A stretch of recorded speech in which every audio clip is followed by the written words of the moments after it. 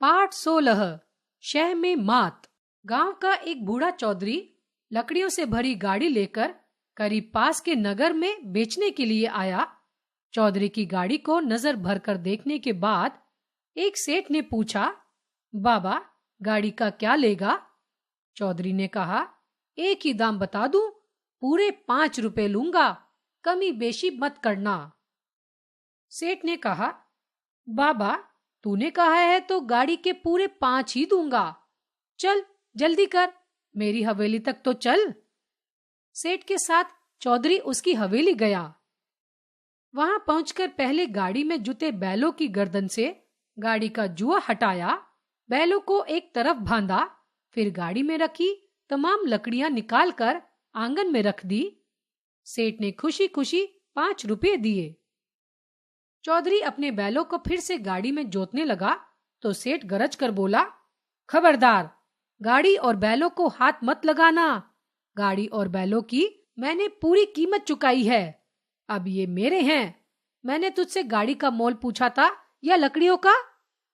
जरा याद कर, मैंने कहा था कि बाबा गाड़ी का क्या लेगा? कहा था कि नहीं?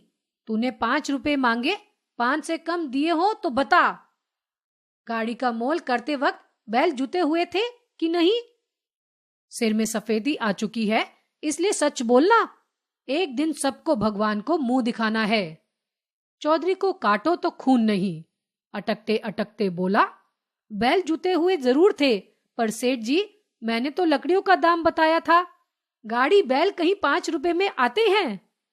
सेठ ने तपाक से कहा, पर मैंने तो गाड़ी का दाम पूछा था और गाड़ी के दाम देने की बात की थी।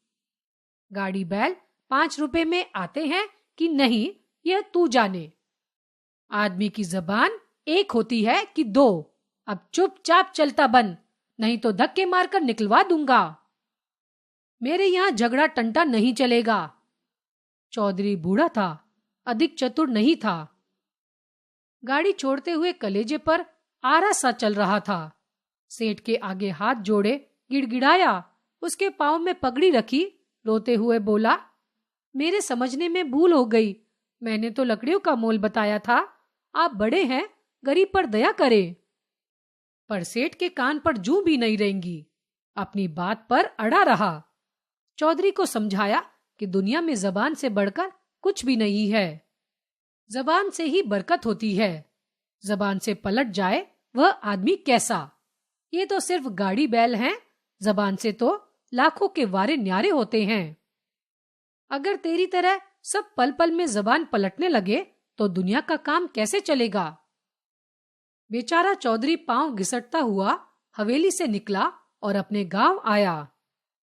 घर में पहुंचते ही बड़े बेटे ने पूछा, बाबा बैलगाड़ी कहाँ है? रास्ते में खराब तो नहीं हो गई?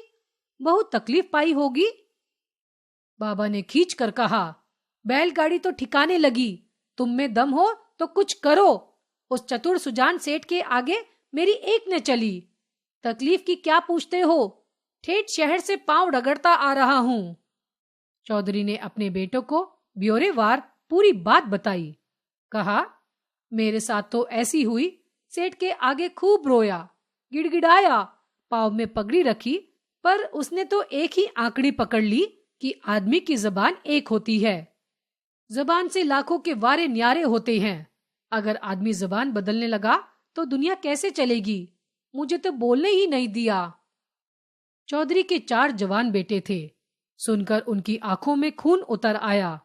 3 बेटों ने सुझाया, चलो हमें उस सेठ की हवेली दिखा दो, हम उसकी ईंट से ईंट बजा देंगे। उसकी इतनी हिम्मत कि यो राह चलते गाड़ी बैल रख लिया। पर सबसे छोटा बेटा कुछ और ही सोच रहा था। वह बोला, मैं अकेला ही उससे निपट लूंगा, तुम्हारी बारी नहीं आएगी। कल मुझे दूसरी गाड़ी में लकड़ियां ले जाने दो। सेठ की जबान से ही उसे बांधूंगा। उसी का तराजू, उसी के बाट और उसी के भाव से उसका हिसाब चुकता करूंगा।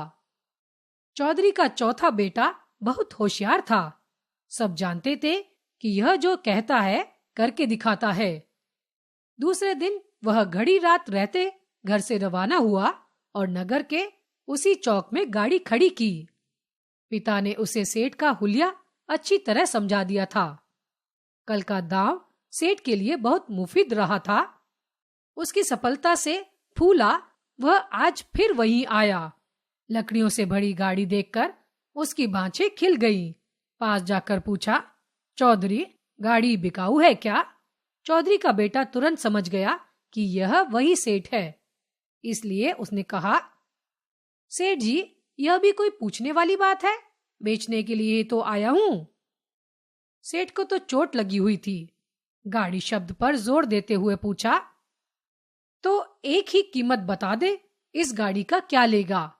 मुझसे मोल भाव वाली बात मत करना। गाड़ी वाले ने भी कहा, सेठ जी, फिजूल मोल भाव में क्या रखा है? सामने आदमी देखा जाता है।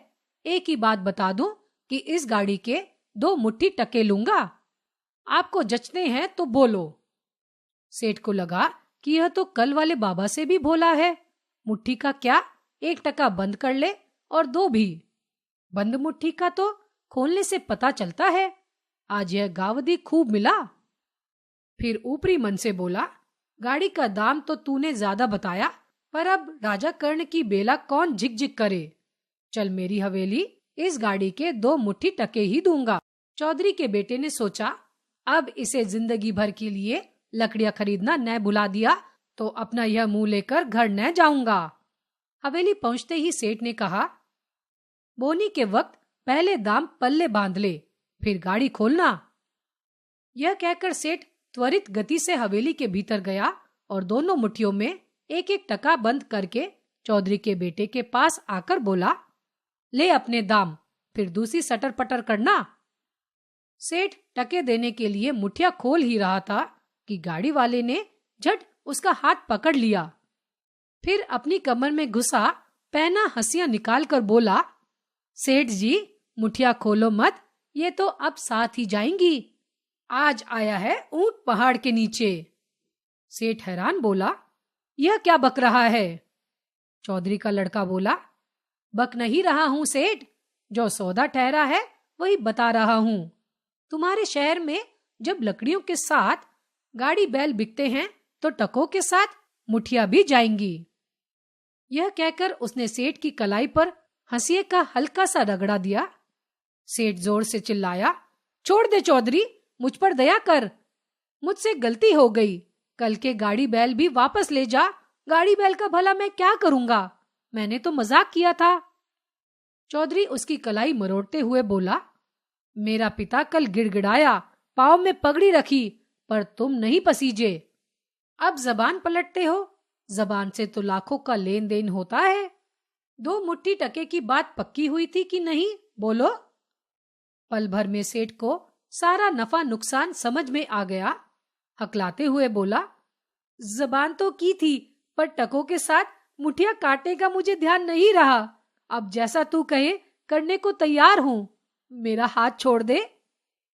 चौधरी उसकी नकल उतारते हुए बोला, ध्यान नहीं रहा? तुम्हें क्यों ध्यान रहने लगा? बूढ़े आदमी से गाड़ी बैल छीनते वक्त पूरा ध्यान था।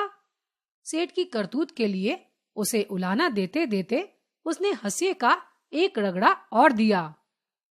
सेठ देवी के बकरे की तरह कांपते हुए बोला, गाड़ी के साथ दंड के 500 रुपए भी दूंगा, मेरा हाथ छोड़ दे। उसे कांपते देखकर चौधरी के बेटे को हंसी आ गई। वह सेठ का उपहास करते हुए बोला, इसी हिम्मत के जोर पर बेचारे भोले भाले लोगों को ठगते हो। चलो मेरे पाँव में पगड़ी रखकर 7 बार नाक रगड़ो।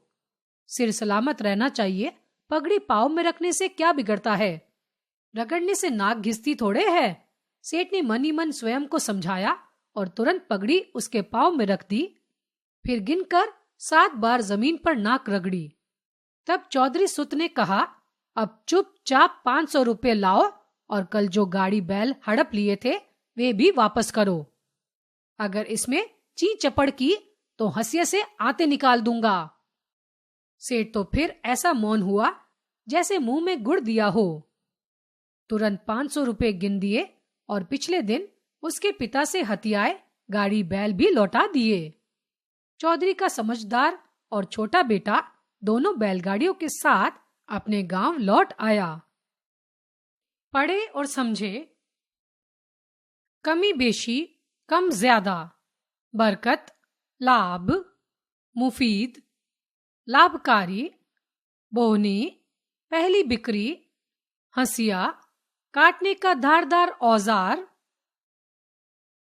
टंटा, झगड़ा, आंकड़ी, जिद, गावदी, मूर्ख, बखत, समय, त्वरित, तेज।